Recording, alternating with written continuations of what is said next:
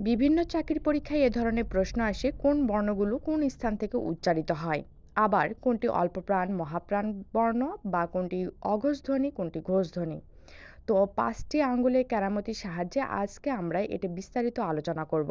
এখানে মোট স্পর্শ বর্ণ 25টি এবং বর্গ সংখ্যা 5টি: ক বর্গ, চ বর্গ, ট বর্গ, ত বর্গ, প বর্গ। এখন ক বর্গের প্রতিটি বর্ণই কণ্ঠ দ্বারা উচ্চারিত হয়। চ বর্গের প্রতিটি বর্ণের উচ্চারণের স্থান তালব্য। ট বর্গের প্রতিটি বর্ণের উচ্চারণের স্থান মূর্ধন্য। ত বর্গের প্রতিটি বর্ণের উচ্চারণের স্থান দন্ত এবং প বর্গের প্রতিটি বর্ণের উচ্চারণের স্থান ওষ্ঠ।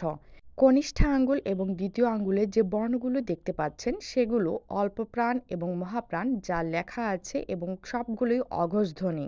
এবং বৃদ্ধাঙ্গুলির প্রতিটি বর্ণই নাসিক্য বর্ণ।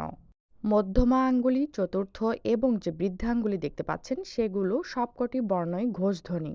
এভাবে লিখে কয়েকবার প্র্যাকটিস করলে আশা করি বিভিন্ন চাকরি পরীক্ষায় আসা এবং বিভিন্ন প্রশ্নের উত্তর আপনি খুব সহজেই দিতে